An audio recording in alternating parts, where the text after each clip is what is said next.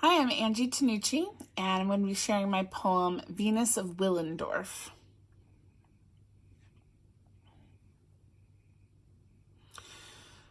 I first met her in Art Appreciation, Art 101, where the professor was young and fresh and he'd only been teaching for 2 years, so he was still excited about things.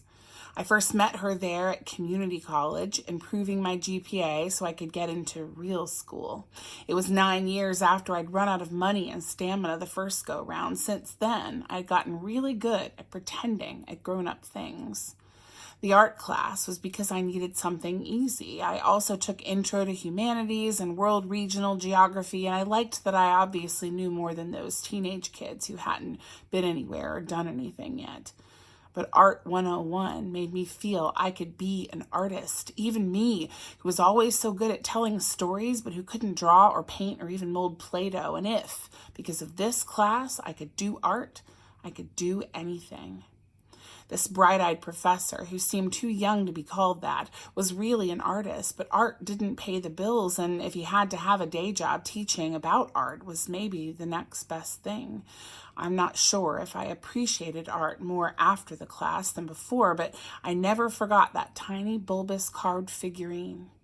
I first met her early in the semester because the professor taught art chronologically, and she was practically the first art ever made. Probably there were dozens of photos in the slideshow that day of the cave paintings and stone carvings and engraved bones of the Upper Paleolithic, but I don't remember any of those.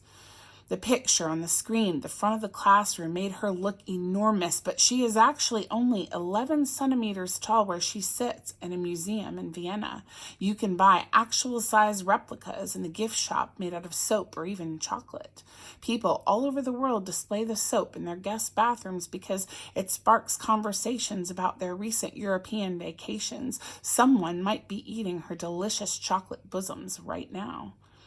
From the moment I first saw her round, fertile belly and disproportionately large breasts and prominent lower lips, I knew she was something special. I wanted her tattooed on my arm, or maybe my own supple breast. An actual size replica, of course, the chubby little goddess. She would wobble and bounce with my every step as if on a miniature trampoline, a naked symbol for sisterhood and solidarity and vaginal pride.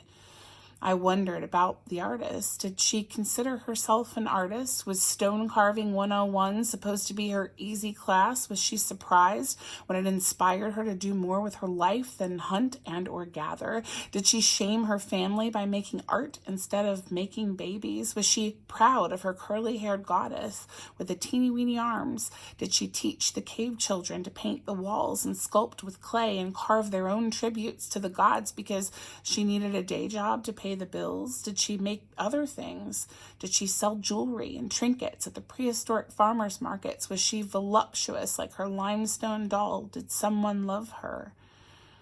Once upon a time, someone took a rock and with something hard and sharp, probably a bone, shaped the rock into a fat little lady. And now, thousands and thousands of years later, people see the lady, the Venus, in a museum or in pictures on the internet and wonder about how hard life must have been for skinny girls back then.